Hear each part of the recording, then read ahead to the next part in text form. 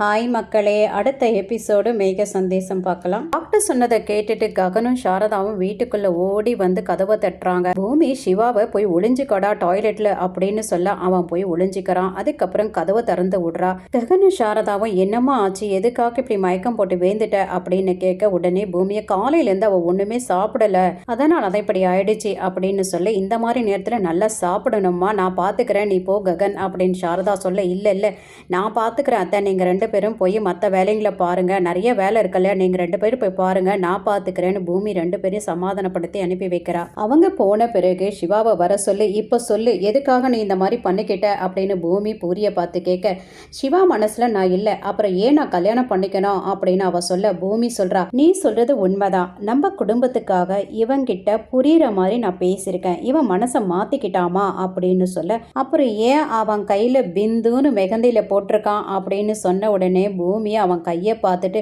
உனக்கு கிளி பிள்ளைக்கு சொல்ற மாதிரி சொன்னனேடா, புரிஞ்சுக்கவே மாட்டியாடா, உன் காலில் வேணா விழறண்டான்னு சொல்லிட்டு கெஞ்சி கேட்கறா.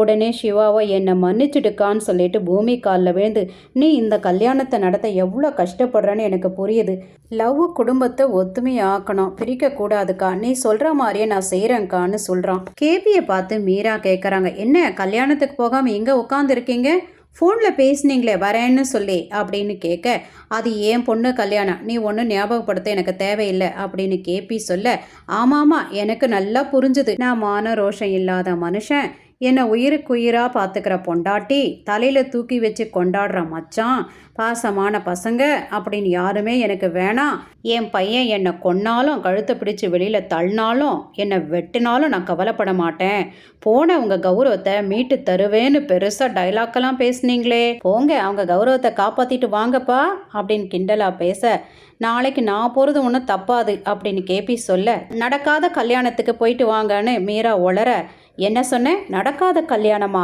அப்படின்னு கேட்க, ஐயோ மாட்டிக்கிட்டமேனு மீரா முழிக்கிறா. சொல்லு மரியாதையா சொல்லு அப்படின்னு அவர் கத்தி கேட்க, வீட்டில் இருக்கவங்க எல்லாருமே வந்துடுறாங்க. என்ன ஆச்சு கேபி, ஏன் இப்படி கத்துற அப்படின்னு சரச்சந்திரா கேட்க, சிவா பூரி கல்யாணம் நடக்காதுன்னு இவ சொல்றா, எதுக்கு இப்படி சொல்றான்னு எனக்கு தெரியல, ரீசன் தெரிஞ்சாகணும் அப்படின்னு சொல்ல, உடனே நட்சத்திராவோ, அவங்க கல்யாணம் நடந்தா என்ன, நடக்கலைன்னா நமக்கு என்ன மாமா அப்படின்னு கேட்க, அப்படி தானே நம்ம இருக்கோம், அப்ப இவளுக்கு மட்டும் அந்த கல்யாணம் நடக்காதுன்னு எப்படி தெரியும். உடனே அபூர்வாவோ, அவளுக்கு என்ன தெரியும், ஒரு வேளை பூரிக்கு முன்னாடி நம்ம பொண்ணு கல்யாணம் நடக்கலையேன்ற ஒரு ஆதங்கத்தில் சொல்லியிருக்கலாம், இல்லைனா அந்த கல்யாணம் நடக்கக்கூடாதுன்னு அவள் மனசில் நினச்சிருக்கலாம், அதை தான் அவள் வெளிப்படையாக சொல்லியிருப்பா, இவ அப்பாவின்றதுனால இப்படி மிரட்டுவீங்களா. கூடவே சரச்சந்திராவோ, வெளியிலேருந்து வரம் பார்க்க வக்கீலாதவன் பொண்டாட்டி தம்பியை மச்சான் ஆக்கிட்டான், அந்த கையால் ஆகாத ககன், அது மட்டுமா அவன் பொண்டாட்டி எப்போவோ செத்து போயிட்டான்னு நினைச்சேன், அந்த பூமி சேர அடாவடி அப்படின்னு சொல்ல, சரச்சந்திரா நிறுத்துங்க அப்படின்னு கேபி கத்துற. என்ன கேபி ஓவரா கத்துறீங்க அப்படின்னு அபூர்வா கேட்க, நீங்க கொஞ்சம் தள்ளி நில்லுங்கன்னு சொல்லிட்டு,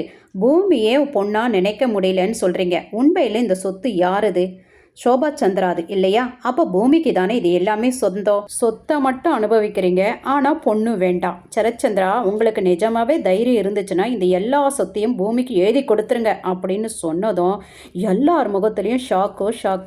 உடனே அபூர்வாவோ, என்ன கேபி குடிச்சிட்டு பேசுகிறீங்களா அப்படின்னு கேட்க, உண்மையை பேசுகிறேன், இப்போ சொல்லுங்கள், நீங்கள் நிற்கிற இந்த வீடு, காரு, போட்டுக்கிற இந்த ட்ரெஸ்ஸு, சாப்பிட்ற சாப்பாடு எல்லாமே பூமி போட்ட பிச்சை தானே, பூமியை திட்டுறீங்க, அவள் வளர்ப்பு சரியில்லைன்னு சொல்லி வளர்த்தவங்களை திட்டுறீங்க, உங்கள் வளர்ப்பு சரியா இருக்கா, உங்கள் பொண்ணு கல்யாணம் பண்ணிக்கிட்டு புருஷனோட அருமை தெரியாமையே இருக்காளே, உங்கள் வளர்ப்பு சரியா, பூமி ஒரு தேவதை, நீங்கள் என்னதான் அவளை கேவலப்படுத்தினாலும் பொறுத்துக்கிட்டே போறா, இது எல்லாம் என்னோட சொத்துன்னு எப்பயாவது சொல்லியிருக்காளாவோ, இப்போ சொல்லுங்க யார் உயர்ந்தவங்க, நீங்களா அவளா அப்படின்னு கேட்க, சரச்சந்திராவோ தலை குனிஞ்சு நிற்கிறாரு.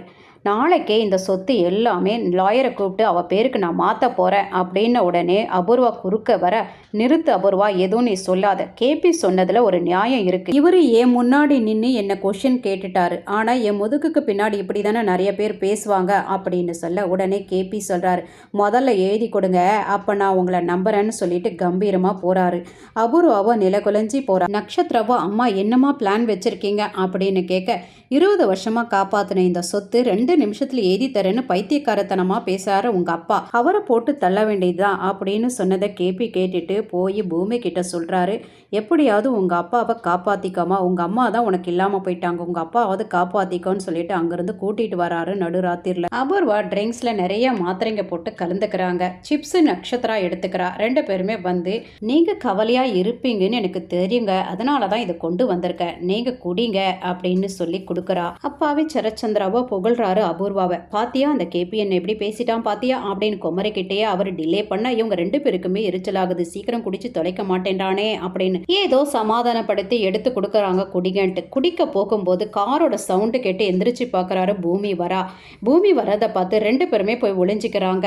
நீ எதுக்கு இங்க வந்த, அர்த்த ராத்திரில கேபி எதுக்கு இவளை கூட்டிட்டு வந்த, இப்பவே சொத்து வேணுமா இவளுக்கு, நாளை காலையில வரலும் பொறுத்துக்க முடியாதா அப்படின்னு கேட்க, அப்பா எனக்கு சொத்தெல்லாம் வேண்டாம்ப்பா, அபூர்வாக்கு எழுதி கொடுத்துருங்கப்பா அப்படின்னு பூமி சொல்ல, என்ன நினைச்சிட்டு இருக்க அபூர்வா பத்தி, அவளுக்கு என்னை விட ரோஷம் அதிகம், அவ பேரு சொல்ல கூட உனக்கு தகுதி இல்லை, அபூர்வா அப்படின்னு கூப்பிட அபூர்வா வராங்க. உனக்கு இந்த சொத்தெல்லாம் வேணுமா அப்படின்னு அவங்க முன்னாடி கேட்க, ஐயோ எனக்கு வேண்டாம், இந்த சொத்தெல்லாம் உங்க கால் தூசிக்கு சமம் அப்படின்னு அவ சொல்ல, பாத்தியா மரியாதை இந்த வீட்டை விட்டு போ அப்படின்னு சொல்லி அவளை தரதரன்னு இழுத்துட்டு வந்து வெளியில தள்ளி விட்டுறாரு சரச்சந்திரா.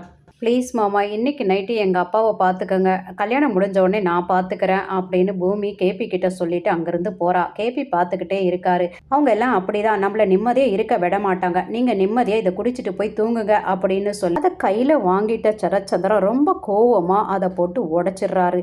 இதை பார்த்த உடனே அம்மா பொண்ணு ரொம்ப கோவப்பட்டு அதை எடுத்து அப்படியே வயிற்றுல குத்திடலாமான்ற கோவம் 2 பேருக்குமே இருக்கு. அடுத்த நாள் அபூர்வா பிந்து கல்யாணத்துக்காக கோயிலில் எல்லா ஏற்பாடுகளும் பண்ணி பிந்துவை ரெடியாக்கி உட்கார வச்சிருக்காங்க மணமேடையில். ஐயரு பையன் எங்கம்மா அப்படின்னு கேட்க, பையன் வந்துட்டு இருக்கான்னு சொல்றாங்க. இங்க பூரிக்கும் மேக்கப் நடந்துட்டு இருக்கு. ஜுவல்ஸ் எடுத்துட்டு வந்து கொடுக்குறாரு ககன். அப்புறம் பூமி கிட்ட ட்ரெஸ்ஸை கொடுத்து, இது சிவாக்கு உண்டான ட்ரெஸ்ஸு, இது எடுத்துட்டு போயிட்டு அவங்கிட்ட கொடுத்து அழகா போட்டு மேக்கப் போட்டு கூட்டிட்டு வான்னு சொல்லி கொடுக்குறாரு ககன். பூமி எடுத்துட்டு போய் ரூம்ல பார்த்தா அவனை காணோம். அங்க இங்க தேடுறா. அவனும் ஆட்டோல ஏறி நேரா கோயிலுக்கு வந்துட்டான். அங்க அபூர்வா அவனை பார்த்து, சரி சீக்கிரமா போய் ட்ரெஸ்ஸை மாத்திட்டு வா, டைம் ஆயிட்டு இருக்கு அப்படின்னு சொல்ல, அவனும் எந்த ரியாக்ஷனும் இல்லாம அப்படியே நின்றுட்டு இருக்கா. இங்க பூமி அவனுக்கு ட்ரை பண்ணிட்டே இருக்கா. சுவிட்ச் ஆஃப்னு வருது. செரிய பாட்டு பாடிட்டே சிவா ரூமுக்கு வராரு. அங்க பூமி இருக்கிறத பார்த்து, எங்க அவன், அண்ணன் என்ன அவனை நல்லா பார்த்துக்க சொன்னாரு, எங்கே அவன் அப்படின்னு கேட்க, அவன் இந்த ரூமில் இல்லை, நான் எல்லா இடத்துலையும் தேடிட்டேன், அவன் இங்கே இல்லை அப்படின்னு சொல்ல, எங்கே போயிருக்க போகிறான், இங்கே தான் இருக்க போகிறான் அப்படின்னு சொல்லி அவர் தேட போகும்போது, அவன் கல்யாணம் பண்ணிக்க போயிட்டானோ என்னவோ அப்படின்னு சொல்ல ஷாக் ஆகி நிற்கிறாரு. என்ன பேசுகிற, பூரி இங்கே இருக்கும்போது எங்கே கல்யாணம் பண்ணிக்க போயிருப்பான் அப்படின்னு கேட்க, உன் தங்கச்சி பிந்துவை கல்யாணம் பண்ணிக்க போயிட்டானோ என்னவோ அப்படின்னு சொல்ல, என்ன சொல்கிற நீ ஒழுங்கா சொல்லு அப்படின்னு கேட்க, ஆமாம் உங்ககிட்ட எல்லார்கிட்டையும் நான் உண்மையை மறைச்சிட்டேன் அப்படின்னு எல்லா விஷயத்தையும் சொல்றா.